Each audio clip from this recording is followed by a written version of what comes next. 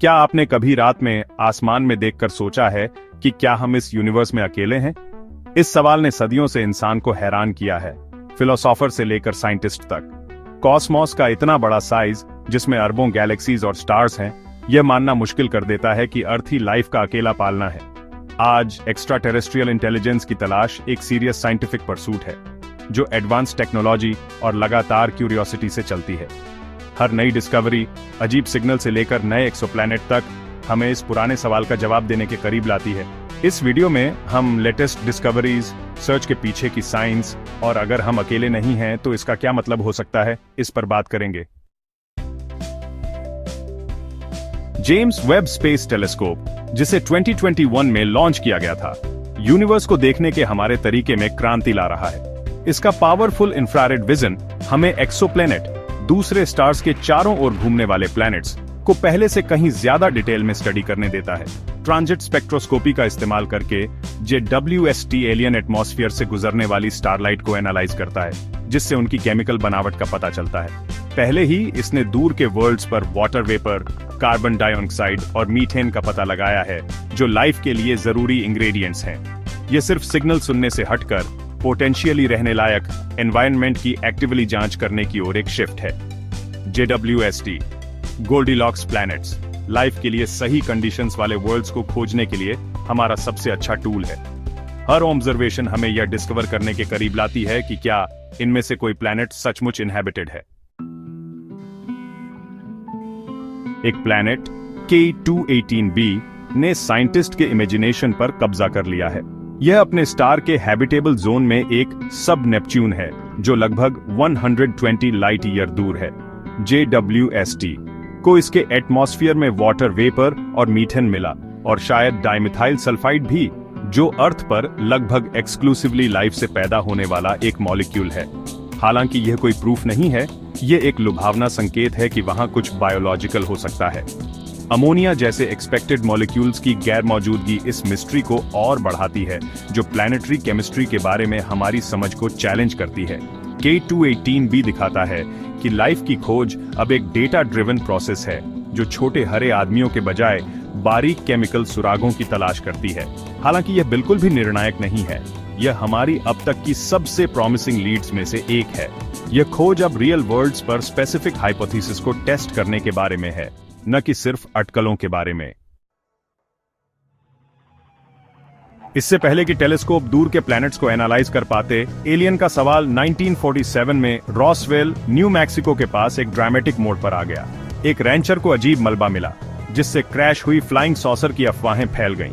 Military ने पहले एक फ्लाइंग डिस्क बरामद करने का दावा किया, फिर जल्दी से पीछे हट गई, इसे एक वेदर बैलून बताया। इस उलटफेर ने डिडाउटो के शक और कॉन्स्पिरेसी थ्योरीज को हवा दी। समय के साथ रॉसवेल UFO माइथोलॉजी का आधार बन गया, जिसमें एलियन बॉडीज और गवर्नमेंट कवर अप की कहानियां थीं।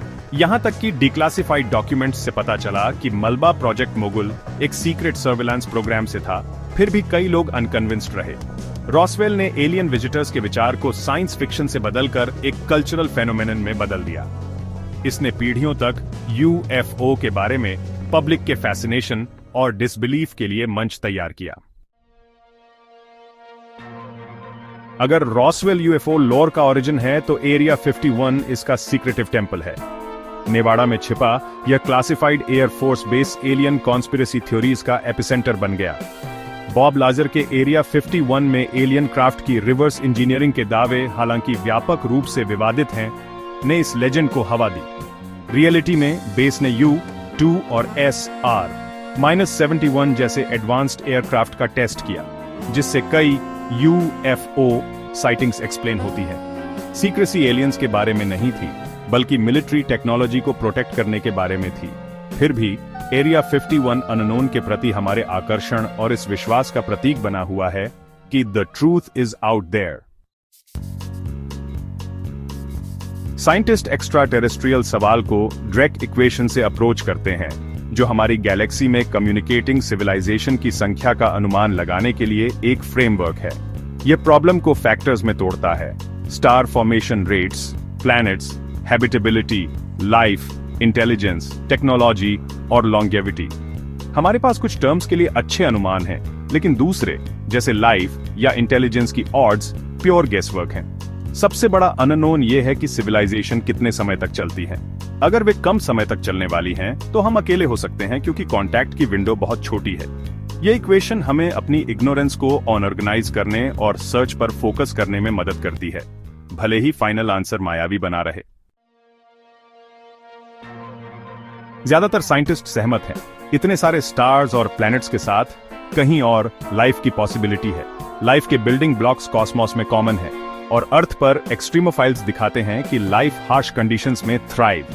माइक्रोबियल लाइफ वाइड स्प्रेड हो सकती है, लेकिन इंटेलिजेंट सिविलाइजेशन शायद रेयर है। फर्मी पैराडॉक्स पूछता है, अगर लाइफ कॉमन है तो हर कोई कहां है? पॉसिबल आंसर्स सेल्फ डिस्ट्रक्शन से लेकर इस विचार तक हैं कि हम सही तरीके से सुन नहीं रहे हैं। साइंटिफिक व्यू सावधानी से आशावादी है, लाइफ शायद बाहर है, लेकिन इंटेलिजेंस खोजने में सदियां लग सकती हैं। 1977 में वाह सिग्नल, एक powerful narrow band radio burst को ओहियो स्टेट के बिग ईयर टेलीस्कोप ने डिटेक्ट किया था। यह वही था जो SETI रिसर्चर्स को मिलने की उम्मीद थी। हाइड्रोजन से जुड़ी फ्रीक्वेंसी पर एक मजबूत क्लियर सिग्नल जो यूनिवर्स का सबसे कॉमन एलिमेंट है। यह सिग्नल 72 सेकंड तक चला और फॉलो अप के सालों के बावजूद कभी दोहराया नहीं गया। एक्सप्लेनेशन सैटेलाइट से लेकर कॉमेट तक हैं, लेकिन कोई भी डेफिनेटिव नहीं है। वाह सिग्नल एलियन मैसेज के लिए सबसे अच्छा कैंडिडेट बना हुआ है, एक लुभावना रहस्य जो अभी भी अनसुलझा है।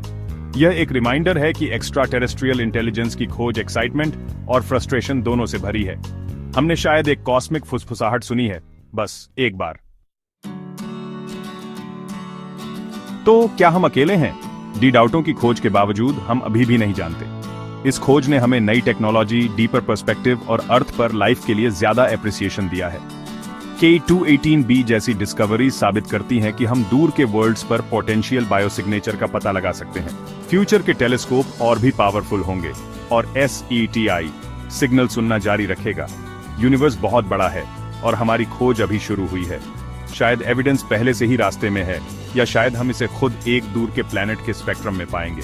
तब तक हम देखते रहेंगे, अपने पूर्वजों के समान ही जिज्ञासा से प्रेरित होकर कॉस्मिक साइलेंस में एक जवाब के लिए सुनते रहेंगे।